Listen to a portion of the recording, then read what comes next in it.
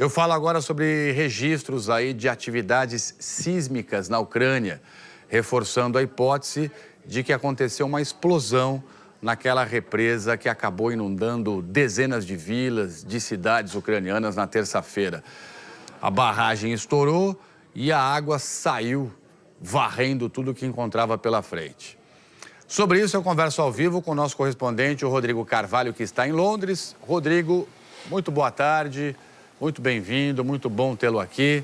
O que é que você traz para a gente em relação a essa situação? Porque é mais uma crise aí, né?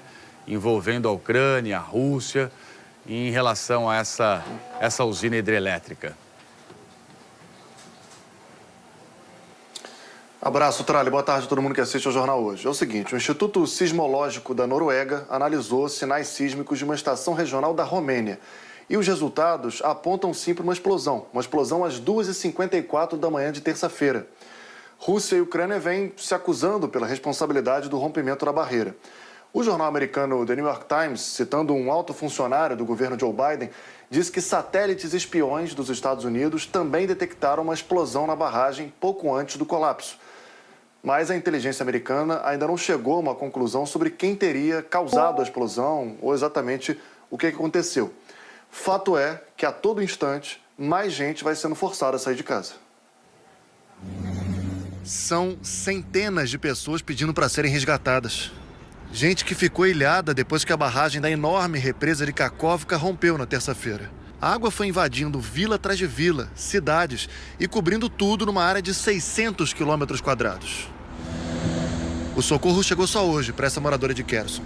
Ela contou que no dia que a represa rompeu, acordou com a água batendo nos joelhos e depois não parava de subir. As tábuas do piso levantaram, a enchente cobriu o sofá e as cadeiras boiavam, ela diz. O presidente ucraniano Volodymyr Zelensky disse que as autoridades estão trabalhando 24 horas por dia para socorrer os moradores. Mas não são só as pessoas que precisam de ajuda, os animais também. Esse Volodymyr está circulando pelas áreas alagadas atrás de animais que ficaram ilhados. Alguns latem. Outros ficam encolhidos, assustados. Tem também os que saem nadando. A Valentina, de 90 anos, chorou quando disse que a casa está totalmente inundada e os bichos dela ficaram lá. A voluntária tenta dar um carinho e diz que eles vão ser resgatados. O rio Dnipro faz uma linha divisória na guerra. Na margem esquerda fica o território controlado pelos russos. Nessa área, o número de mortos subiu hoje para 8, de acordo com a agência estatal russa TASS.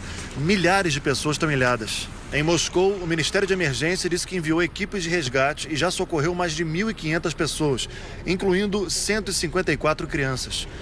Voluntários russos estão preparando caixas com suprimentos. A ajuda chega também de outros países. A Cruz Vermelha da Alemanha mandou hoje de manhã mais de 13 toneladas de produtos, como água potável e kits de higiene. Em Genebra, na Suíça, a coordenadora humanitária da ONU na Ucrânia disse que está coordenando com as autoridades ucranianas a entrega de mais ajuda. Denise Brown definiu a situação como dramática. Ela disse que a água chegou no meio da noite, subiu muito depressa e que as pessoas foram surpreendidas. Very quickly, and people were totally taken by surprise.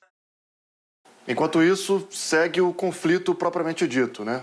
Analistas afirmam que batalhas intensas continuam em diferentes setores do fronte. Por exemplo, tropas ucranianas tentam avançar na região de Zaporíjia.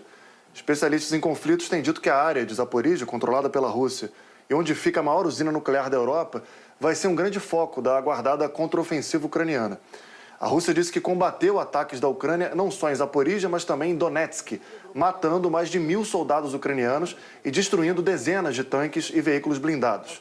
A Ucrânia não comentou ainda. O presidente russo, Vladimir Putin, falou agora há pouco que a contraofensiva ucraniana já começou, mas sem sucesso. Enquanto isso, na cidade russa de Voronezh, 3 pessoas ficaram feridas no ataque de drone. A Ucrânia não comenta supostos ataques contra o território da Rússia. Putin anunciou que Moscou vai começar a enviar armas táticas nucleares para a vizinha Belarus a partir de 7 ou 8 de julho, o que naturalmente preocupa meio mundo, né, Tralha?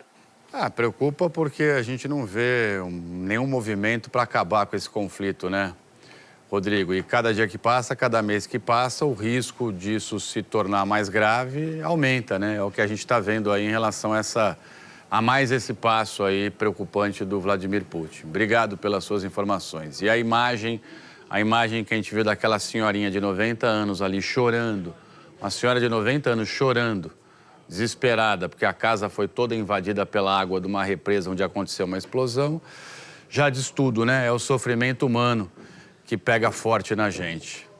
Obrigado, Rodrigo. Bom trabalho e boa tarde para você aí.